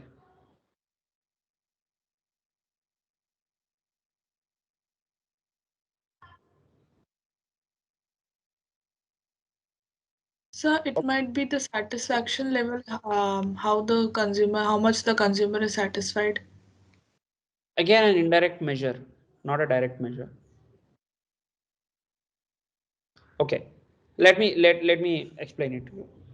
See, any activity becomes a value added activity if it if it is something for which the customer pays you the price for, right? So I said price is an indirect measure. It's not a direct measure. The willingness of a customer to pay that price is a measure of the value addition, right? Now, for example, price is, let's say, let us take the inbound logistics, right? So you are creating that documentation, creating those respective challans.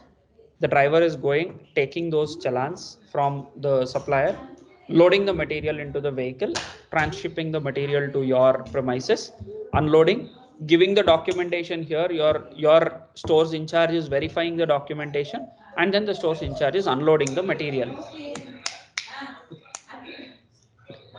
Right now, in this process, you are incurring cost, and you're also spending some time, you're also probably spending some money on each of these activities, right? But when you build up the pricing of your product, obviously the documentation that you are creating, whatever 2 3 4 sheets of paper, costs you some money, right? The time, 2 minutes, 3 minutes, 5 minutes, whatever time the driver is spending on collecting that documentation, verifying that documentation, costs you money, because you are paying the driver the salary for those 5 minutes, right? But then this is definitely, if I am a customer who's buying your product and you tell me that your product is priced at 100 rupees, I'll say, why should I pay you 100 rupees, right? Then you'll say, Array, this is, I'm incurring all these costs and all of that. So you'll give a justification for all of this. I'll say, hey, documentation, did I ask you for this documentation? No, I only asked you for the product, right? So why should I pay you for your documentation, right? Logistics, I understand, because this particular component you have to source from this supplier. That component has to travel from that supplier and come to your premises, where it gets assembled into something else, and that's how my product gets manufactured. So I'll pay for the component price that you are procuring, right? And I'll also pay for the logistics, because without that that component will not reach me, or will not reach you, where you are putting it together and then getting it to me. But for your documentation and all, why do you want me to pay? I will not pay you for your documentation, right? So your documentation is an activity which is not adding any value to your product, because your customer will not pay you for the documentation, right? Similarly, in your operations, you are doing quality inspection, right? And say you're doing 3 levels of inspection. First level, one person is coming and checking. Second level, the quality head comes and checks. Third level, after the product is all assembled and it is ready for dispatch, at that stage, somebody else comes and checks it, like a doc or a pre-dispatch inspection process. As a customer, why should I pay you for all these 3 levels of inspection, right? Our job is to produce a product right and deliver it right to me. Because you don't have confidence on your process, you are putting additional layers of checks on the product, and you are expecting me to pay you for all the costs that you are incurring for those 3 levels of checking. No, I will not pay you for it, right? So inspection, if you look at operations, again, inspection is a non-value added activity, right? So value added activity is anything that happens on the product that will change its form, or change its position, or change its, say, characteristics, so that it becomes closer to the desired specifications of the customer. Anything that does not contribute to this is a non-value added activity, right? So therefore, this value chain analysis as a tool, when you apply it, you have to make sure that you are distinguishing the value added activities and the non value added activities in each of these primary and support activities in the value chain, right? And the moment you do this, your job is to identify how do you minimize the non value added activities, eliminate totally if possible, but if not possible, at least minimize it to a great extent, and maximize the content of your value added activities. And then on the top of it, find ways to improve the value added activities on your efficiencies, on your productivities, on your quality, so that you are able to, with minimum inputs, get the maximum outcome, right? So essentially you are reducing your costs to the minimum extent possible to produce that product, and therefore you are giving you a better chance to get a higher profitability, assuming that the market is still willing to pay that price. By reducing your non-value added activities, by reducing the costs that you are spending on the non-value added activities, you are able to get a better margin on the price that you are getting or you are realizing from the market. All right. So the value chain analysis as a tool was built by Michael Porter as an add-on to the Porter's 5 forces, because Porter's 5 forces also essentially talks about the environment in which an organization is operating in, right? Within that industry.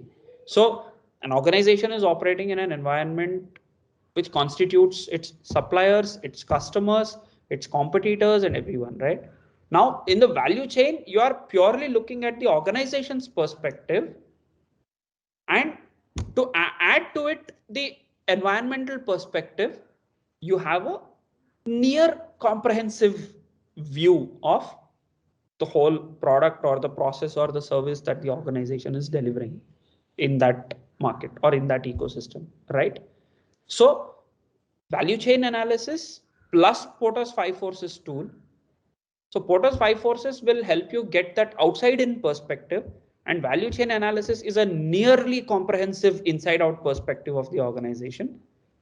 And when you put these two together, you have something which is a very comprehensive analysis of the ecosystem, which will help you understand and develop action plans to meet your objectives, right? So in terms of limitations, like I said, this is probably the only tool which does not have any limitations, except for the fact that it gives you an inside out perspective and a very little or a limited outside in perspective of the organization, right? And therefore it should be used in conjunction with some of the other tools like Porter's 5 forces or Pestle or anything else, right? And if you do a good value chain analysis, you don't even need to do a SWOT for an organization. That's the power of value chain analysis as a tool, right? Now, the next tool we will look at is the growth share matrix, which is also called the BCG matrix because it was conceived for the first time by BCG, right? So this is a tool which BCG built to help the businesses or to help companies analyze their product portfolio, right? And BCG matrix is generally supposed to be used as a tool for your product planning or your product strategy, right? For a business strategy, this tool will not be relevant, but within the business, if you are wanting to focus on product strategy, that is when this tool becomes useful, right? So again, when do you apply it? Firstly, to understand the cash generation potential of, the cash generation potential of a product or a business. And again, you will not be able to understand this in isolation just by applying the BCG matrix.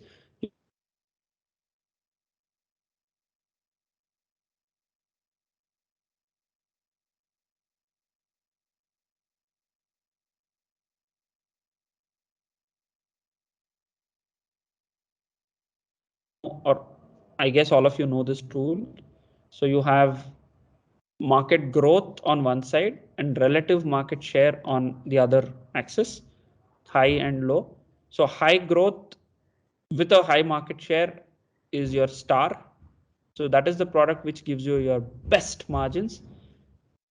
Low growth, but a very high market share is your cash cow, because that is the product which generates most of your cash for the organization or most of the profitability for the organization. Your dogs are generally a drain on your resources, and ideal strategy for you is to exit those products where you have low market share and you are operating in a segment which has a very low market growth, right? And the question marks are called the problem childs, which means you don't know whether, they are there. It's a bit uncertain, but you don't know whether this will turn into a star or this will turn into a dog eventually, right? So the best strategy over here is keep a very close watch on this. Don't ignore these products. Keep a very close watch on these products and identify that tipping point at which you will take that call, because at that tipping point you will exactly know whether this is going to turn into a star or this is going to become a dog. So at that stage, take a call on whether you want to further invest in this product so that it becomes a star, or you know that it doesn't make sense, so just exit that product. Right? So can I ask you a question over here? Yeah, please. So if I've already invested a lot of amount on my product invention, but it's at a strategy where I know if I come back also, it will add a lot of loss to me, and if I go ahead, the product will be a failure. So after this analysis, what should be the correct approach to do after that? See, if you know it doesn't make a difference even if you proceed or if you don't, the best strategy is to just stop there. Because by moving forward, only if you can stop losses, it makes sense. If you're not able to stop losses, it doesn't make sense. So better quit rather than pump in further more money, take it to a next level and then fail. Fail early and fail safe. Right? You will incur those losses which you already, so you already put in some money, so that goes off as a sunk cost or a sunk investment. But that's the bare minimum you will lose. Right? Because most of the time, see, uh, why people tend to get into this zone is for two reasons. One, you're not probably too sure of the product, or you're probably not too sure of the performance of the product, so you want to just take a chance. अरे शायद workout हो सकता है, let me try.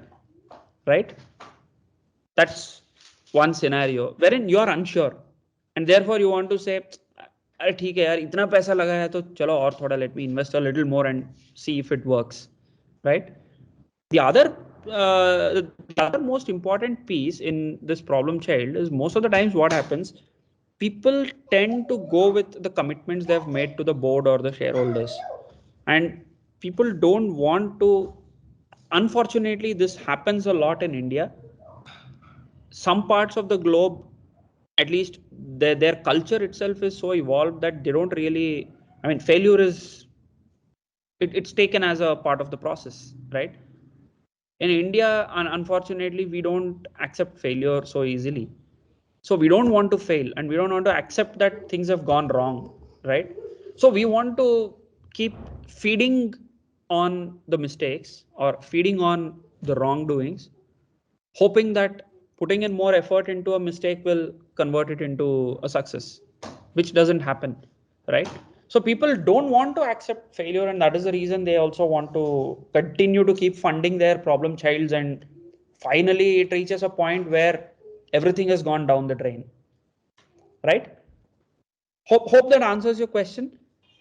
Yes, sir. The Thank best you. strategy is, if you know that it's a problem child clearly and it doesn't convert into a star, the best option is to stop then and there and quit.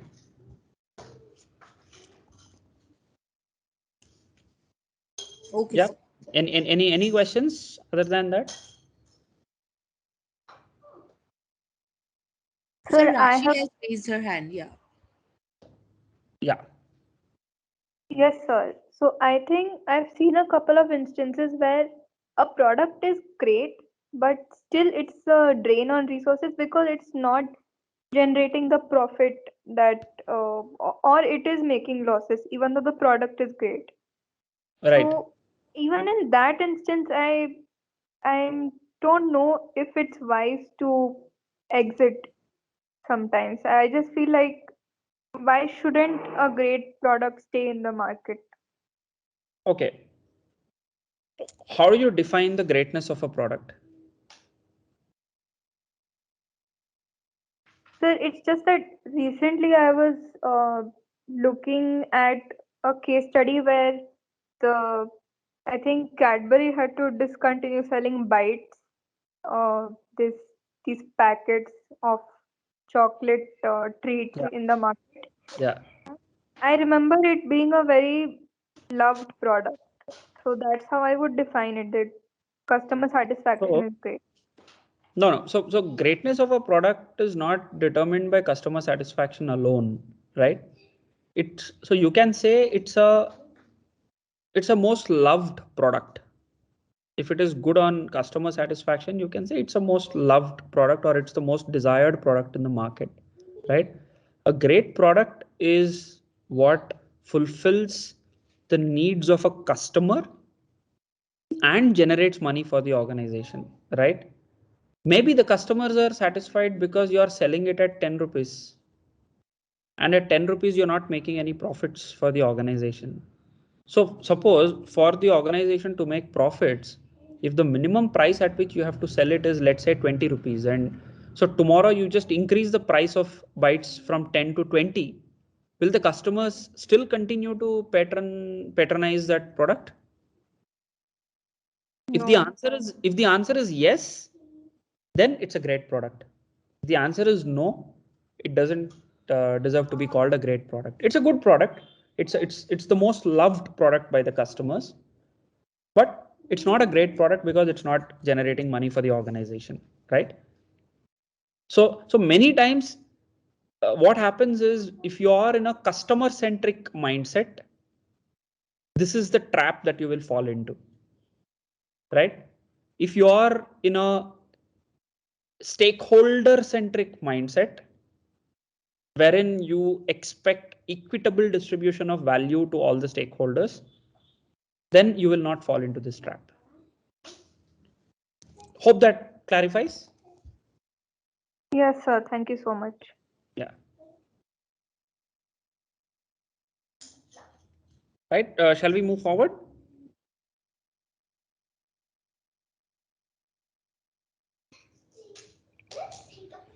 Yes, sir. So limitations of this tool, again, this is generally, people feel that this is a very simple tool and people want to use it everywhere, even if there is a context or not. That's one of the biggest limitations of this tool, because it's very simple. People want to apply this tool and or force fit this tool to categorize their products into, stars, uh, cash cows, dogs, and problem childs, etc. at random. See, the context is important. The context for the BCG matrix is cash generation potential of the products. And it is in that context you have to apply this tool. You cannot simply say that, the growth is good, the market share is good, so it is a cash cow. No, cash cow means it has to generate money. Let's say you have a 70% market share and the market is also growing at 30%, but you are selling this, or you have priced your product in such a way that this product is selling at a loss of, say, 20%. It's not a cash cow for the organization, right? So people make the mistake of, doing this or applying this BCG framework without understanding the context. So the moment you take the context out, this tool is useless and it will give you wrong insights, and it'll take the organization into a complete disaster, right? So that's the most important limitation of this tool. Secondly, when organizations are planning their product strategies, the general misconception is that if I have 20 products and when I apply the BCG matrix, I have to have some product or the other in each quadrant. No, not required. All that matters to you at the end of the day is your cash cows, because they are the ones that generate the maximum cash for your organization. And to make sure that your cash cows remain cash cows, you need some stars, or for if today's cash cows disappear in tomorrow's context, you want a cash cow for tomorrow, and therefore you have to have a star for today. So ideal scenario for an organization is to have 80% of their products in the cash cows block, or say 70% of the products in the cash cow block and the remaining percentage in the stars. Your problem childs and dogs need not be there at all. So most of the times this is the other misconception that people go with, and again they say that why is this? Why am I not able to apply the BCG matrix for my product portfolio? ये चारों में तो products होना चाहिए. Why am I not having products in the dogs, or why am I not having products in stars, right? So that's the other misconception you have to be conscious of, right? The third misconception is when it comes to applying the BCG matrix and identifying actions. So people make a general assumption that, okay, my cash cows are generating me this much of cash. So I'll use this money to fund my stars, or I'll use this money to keep my problem children in the ICU and keep them alive. This is wrong. What it will do is it will kill the ability of the organization to reward performance and to take hard calls on the problem elements, right? So this is something that you have to avoid when you are applying the BCG matrix, because when you put all of them together, you will see that I'm getting 100 crores of revenue and I'm making 5 crores of profit. So you may still be happy that, okay, 5% pat mil raha hai. But then when you break this down, you'll see that 70 crores of your revenue is coming from your cash cows and they are generating 30 crores of your profit. And the remaining 30 crores of revenue is coming from your stars and problem children. And they are generating you a loss of 25 crores. And net you see 105 and you are happy because your cash cows are actually funding your stars and problem children, right? So let's say if there is a product manager for a product A, which is a problem child, he's not worried about its performance because he knows that चलो यार दूसरा वाला पैसे बना रहा है, मैं यहाँ पे जितना भी पैसा गवा दिया कुछ फर्क नहीं पड़ेगा, right? So that differentiation you will have to ensure when you are analyzing this. If you are observing it that yes, there is a clear differentiation, you have to maintain that differentiation when you are defining your action plans also, right? Then Uday sir, sorry to yeah, interrupt you. yeah, Actually, it is now you are on an interesting point. Actually, this student are taking interest in this, but we are running out of time, so we have to conclude right, this session at the earliest. right. So sorry to interrupt you, sir. Yeah, no, Yes, yes, we'll close it with this tool. After this, there is just one more, which is Ansoff, which anyway I'll share this presentation with you. You can circulate it to all the students. They can read through this sure, sir. later. We'll probably skip Yes, sir. Ansoff for today. We'll close it with Yes, the BCG matrix. Yeah. yes. And also, we would like to take some question answer from student if they have any. Yes, yes, yes. So this is just an extension of the BCG matrix. So BCG is a simple 2 by 2 matrix. This is a 3 by 3 matrix, right? So what we are trying to map here is on one axis, we are mapping the attractiveness of, so this is more of an industry attractiveness matrix vis-a-vis the products, right? So you have attractiveness on one axis where you are saying the industry attractiveness is low, medium or high from a growth and profitability perspective. And on the y axis, you have what is the business's position in terms of whether they are present in that segment or not in terms of high, medium and low, right? So if you have a product which is operating in a market which is highly attractive and your position in that product or in that market is very strong or high, you have to try and consolidate and aim to be the market leader, right? Or the market segment is highly attractive, but your position is very weak in that market, you may want to evaluate your business case and see whether there is enough strength for you to continue focusing in that market, right? Similarly, if the market attractiveness is very low and your capability or your presence in that segment is also very low, it's better to even exit rather than even have that little presence, right? Or if it is low attractiveness, medium capability or medium presence, take a call. Medium presence, medium or high attractiveness, try to strengthen your presence. So try to move it towards this high or this block, right? So this is something that will just help you analyze your product portfolio. While the BCG matrix focuses on cash flows and therefore focuses on the bottom line of the organization, this extended application of the BCG matrix, which is the product industry attractiveness matrix, helps you focus on your top line, which will eventually help you support your bottom line, right? So depending on which block your products are falling into, you can apply appropriate strategies for that set of products, and that will help you, you know, make or manage your product portfolio more effectively, right? So this is the BCG matrix and the extension of the extended version of the BCG matrix. There is one more tool which is Ansoff, which anyway I'll circulate this entire presentation to you. You can take a look at it, and we can, if required, plan a follow-up session where I can even cover Ansoff and probably any other tools which you want me to cover, right? Sure.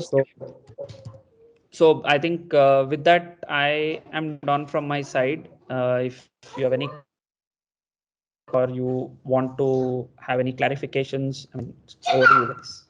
Yes, dear students, we will take one or two questions only. Okay, so if you have any questions, just ask in a short because we are already running out of time. So anyone have any question? Please ask right now.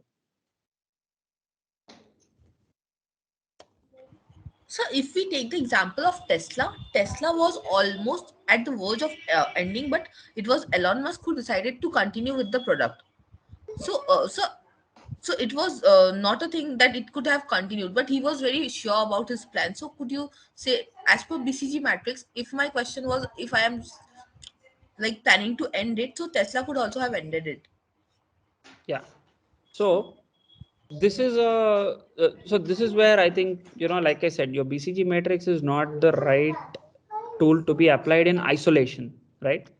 So if you look at this product, it was a great product, very low on market growth, right?